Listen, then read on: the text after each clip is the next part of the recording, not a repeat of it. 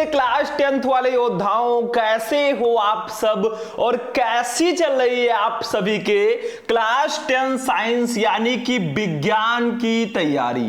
तो student finally आज मैं आपके लिए लेकर आया हूं क्लास 10 साइंस का एक बहुत ही ज्यादा इंपॉर्टेंट क्लास। आज के इस वीडियो में हम क्लास 10 साइंस का जो जैव प्रक्रम चैप्टर है, ये हमारे क्लास 10 बायोलॉजी का फर्स्ट चैप्टर है जिसका नाम है जैव प्रक्रम।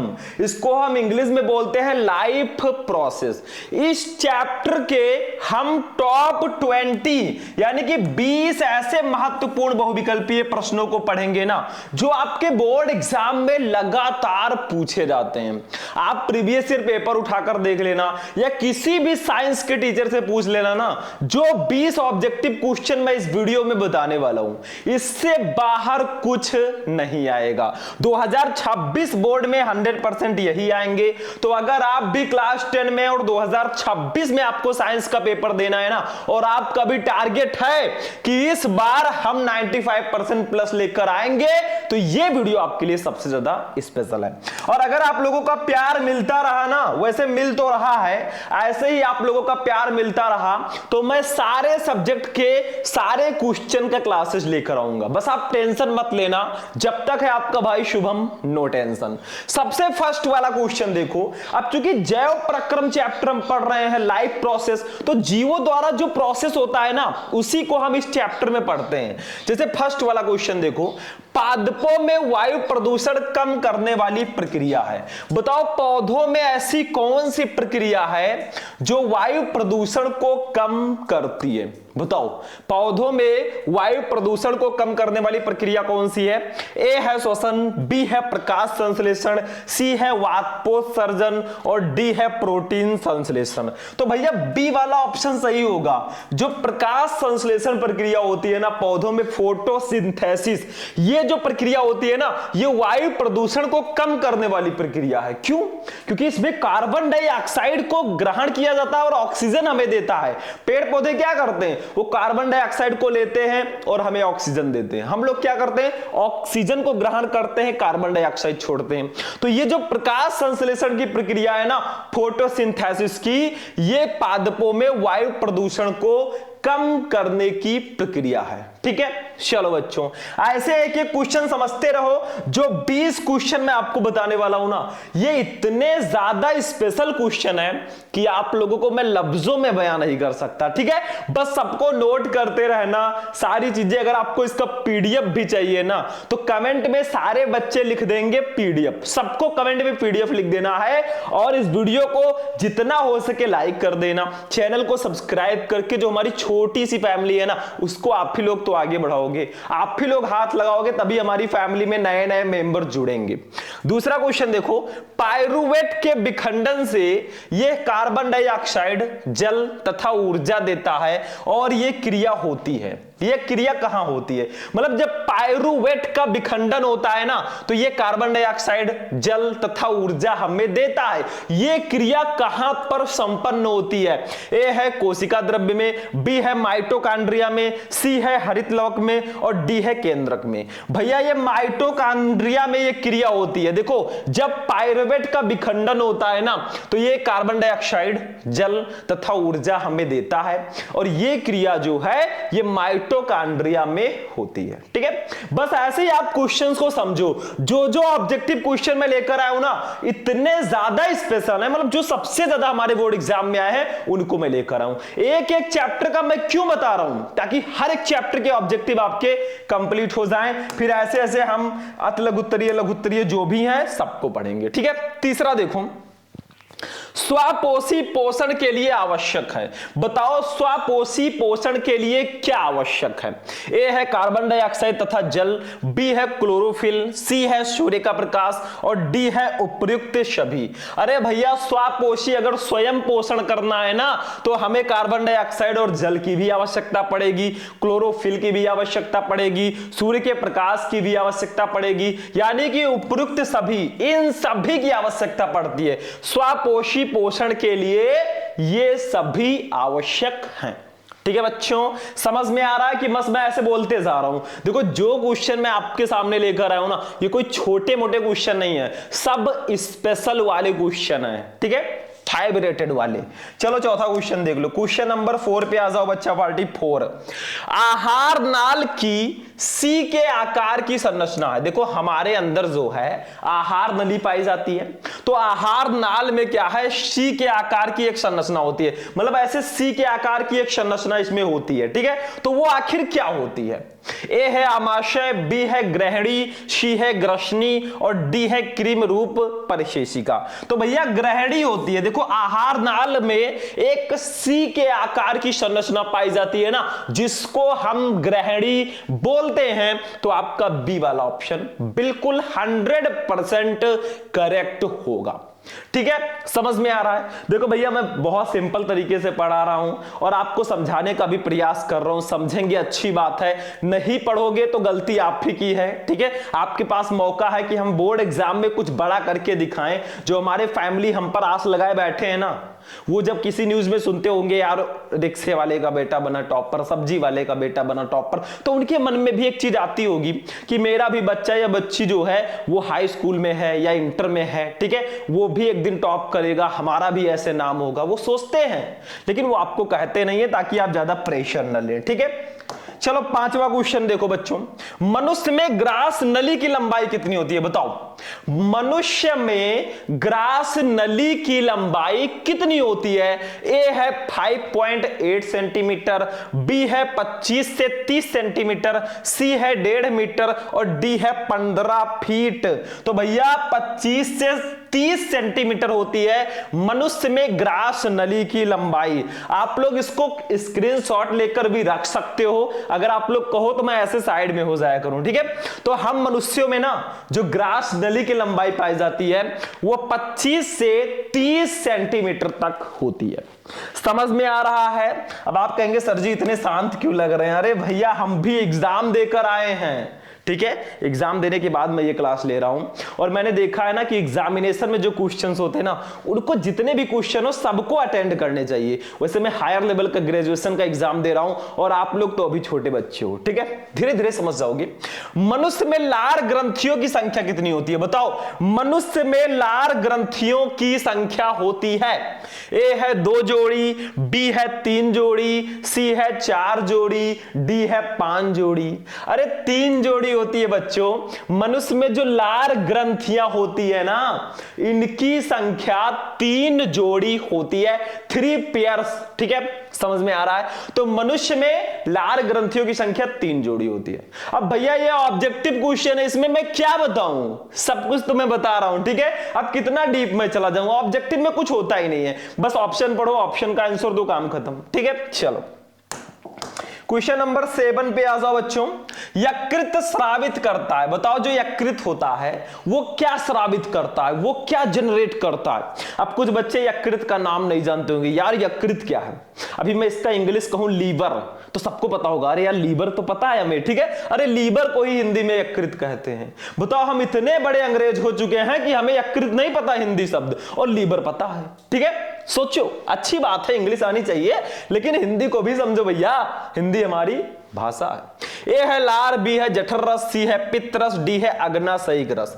तो यकृत जो है ना, ये पित्त रस का श्रावण करता है, यानी कि सी वाला ऑप्शन आपका बिल्कुल सही होगा। जो यकृत है, जो लीवर है, ये पित्त रस का श्रावण करता है, तो सी वाला ऑप्शन बिल्कुल सही होगा।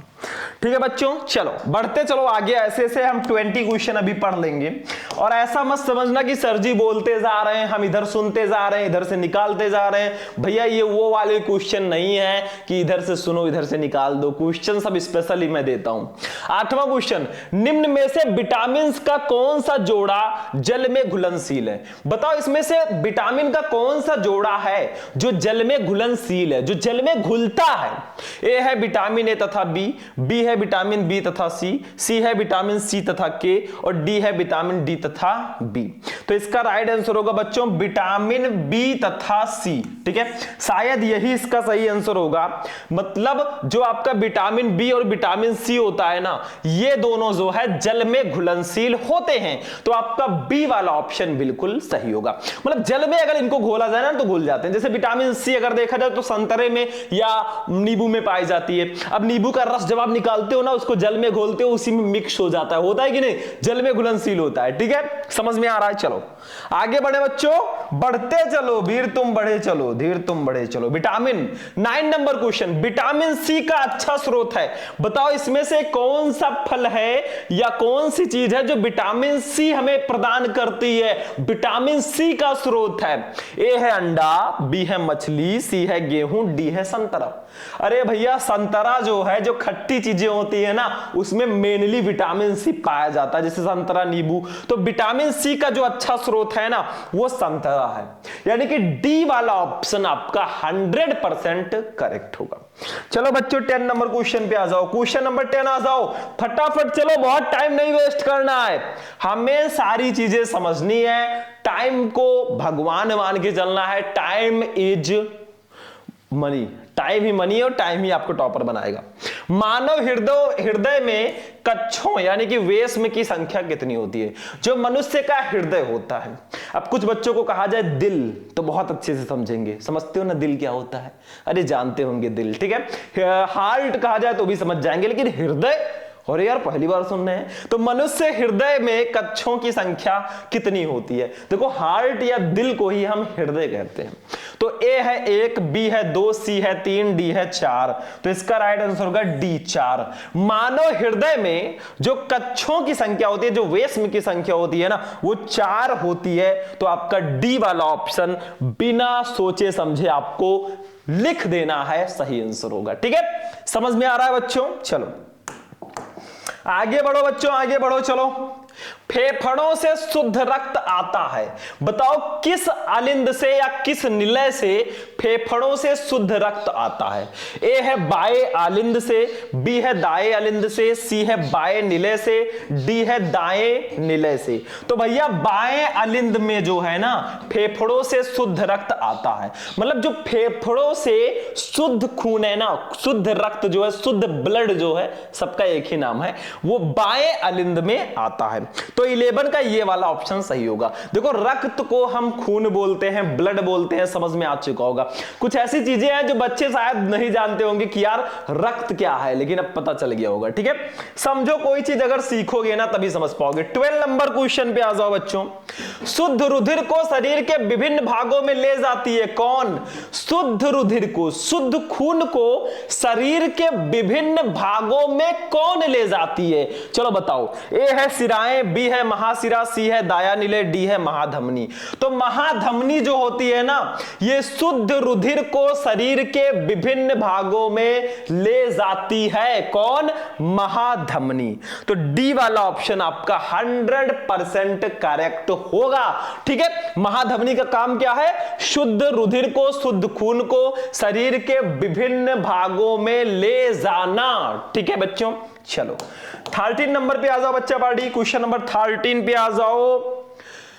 पौधों में पत्तियों तक जल एवं खनिज लवण किसके द्वारा स्थानांतरित होते हैं?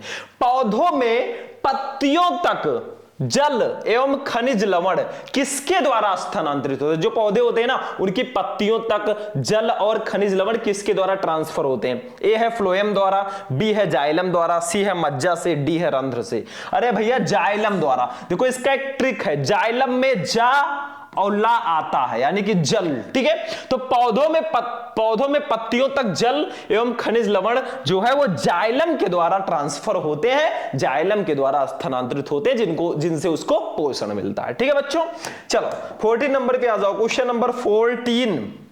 पादप में जाइलम उत्तरदायी है किसके लिए? जल का वाहन, भोजन का वाहन, अमीनो अम्ल का वाहन या ऑक्सीजन का वाहन? तो पौधों में जो जाइलम है ना, वो जल के वाहन के लिए उत्तरदायी है। मतलब जल को वो ले जाती है पत्तियों तक। कौन? जाइलम। भैया अभी तो मैंने बताया जल का वाहन मतलब जल को ले जाना। ठीक, चलो 15 नंबर पे आ जाओ बच्चा पार्टी। क्वेश्चन नंबर 15 पे हम आ चुके हैं। मनुष्य में वृक्क एक तंत्र का भाग है जो संबंधित है। मनुष्य में वृक्क जो है एक तंत्र का भाग है जो किससे संबंधित है? ठीक है, ए है पोषण से, बी है श्वसन से, सी है उत्सर्जन से, डी है परिवहन से। अब आप कहेंगे सर जी वृक्क क्या है? अरे किडनी जानते हो, किडनी चोर आते थे, किडनी को ही हम हिंदी में वृक्क कहते हैं, किडनी को ही हम गुर्दा भी कहते हैं। अब यही इंग्लिश आपको पता होगा किडनी, लेकिन वृक्क नहीं पता है। ठीक है, यही चीज है। तो ए है पोषण से, तो इसका मतलब उत्सर्जन से ये संबंधित है। किससे? उत्सर्जन से। तो मनुष्य में वृक्क जो है ना, ये एक तंत्र का भाग है जो उत्सर्जन से संबंधित है। चलो बच्चों 16 नंबर क्वेश्चन पे आ जाओ। क्वेश्चन नंबर 16, बोमेन संपुट भाग है। बोमेन संपुट किसका भाग है? आखिर बोमेन संपुट किस में पाया जाता है? ए है पित्त वाहिनी का, बी है अग्नाशय वाहिनी का, सी है प्रोस्टेट ग्रंथि का, डी है वृक्क नलिका का। तो भैया बोमेन संपुट जो है ना, वो डी वाला ऑप्शन सही होगा, वृक्क नलिका का भाग है। बोमेन संपुट जो है ये वृक्क नलिका का भाग है, यानी कि डी वाला ऑप्शन आपका 100% करेक्ट होगा। चलो बच्चा पार्टी 17 नंबर क्वेश्चन पे आ जाओ। पित्त रस का श्रावण होता है, ये तो मैंने बताया था, उल्टा क्वेश्चन आ गया है। पित्त रस का श्रावण कहां होता है? पित्ताशय में, यकृत में, अग्नाशय में या आमाशय में? तो इसका राइट आंसर होगा यकृत में। भैया लीवर में ही पित्त रस का श्रावण होता है। ये जो खूब samosa, chowmein, roll, burger, pizza ये सब जो खाते हो ना भाई, बहुत हानिकारक है। ये आपके लीवर में इंफेक्शन कर सकता है। सो कंट्रोल दया कंट्रोल। ठीक है, चलो 18 नंबर, केवल जल में घुलनशील होता है। कौन सा विटामिन है जो केवल जल में घुलनशील होता है? Vitamin A, vitamin D, vitamin के, विटामिन सी। अरे भैया विटामिन सी जो है ये केवल जल में घुलनशील होता है। सिंपल सा है, अभी मैंने बताया था कुछ देर पहले। क्वेश्चन उल्टा आ गया, बस काम खत्म। चलो 19 नंबर पे आ जाओ बच्चा पार्टी। टाइम वेस्ट हम नहीं कर रहे हैं, फटाफट देख रहे हैं, फटाफट टॉप 100 खबरें। चलो निम्नलिखित में से मनुष्य की लार में पाया जाता है कौन सा एंजाइम? ए है टाइलिन, बी है लाइसोजाइम, सी है पेप्सिन, डी है टाइलिन व लाइसोजाइम दोनों। अरे टाइलिन भैया, हम मनुष्य को जो लार में पाया जाता है ना, वो टाइलिन पाया जाता है। जैसे जब कोई अच्छी चीज कोई खा रहा हो ना, और हम देखते हैं, या कोई खट्टी चीज इमली उमली खा रहा हो, हम देखते हैं ना तो लार टपकने लगता है, अरे यार मजा आ जाता, मिल जाता। तो ठीक है, तो टाइलिन जो है हमारे लार में पाया जाता है। ठीक है बच्चों, चलो लास्ट क्वेश्चन पे आ जाओ बच्चा पार्टी। लास्ट क्वेश्चन हमारा इस चैप्टर का, हीमोग्लोबिन महत्वपूर्ण भूमिका निभाता है। किसमें निभाता है महत्वपूर्ण भूमिका? ए है उत्सर्जन में, बी है श्वसन में, सी है पाचन में, डी है वृद्धि में। अरे भैया श्वसन में हीमोग्लोबिन की महत्वपूर्ण भूमिका है। अगर आपके हीमोग्लोबिन की आपके अंदर कमी हो गई ना, तो श्वसन में आपको प्रॉब्लम हो सकती है भैया, तबीयत खराब हो जाएगी। तो हीमोग्लोबिन जो है वो श्वसन क्रिया में महत्वपूर्ण भूमिका निभाता है। तो आपका बी वाला ऑप्शन बिल्कुल सही होगा। तो हमारे जैव प्रक्रम के सारे क्वेश्चन हो चुके हैं। चलिए आगे बढ़ें। तो भैया आज का जो क्लास है ना, वो हमारा यहीं पर फिनिश होगा। हमने आपको क्लास 10 साइंस के जैव प्रक्रम चैप्टर के टॉप 20 मोस्ट इंपॉर्टेंट बहुविकल्पीय प्रश्नों को आज बताया। आई होप कि आपको ये सारे क्वेश्चन समझ में आ चुके होंगे। भाई वीडियो पसंद आए, वीडियो को लाइक कर देना, चैनल को सब्सक्राइब भी कर लेना। फिर हम मिलेंगे किसी नेक्स्ट वीडियो में नेक्स्ट टॉपिक के साथ। तब तक के लिए जय हिंद।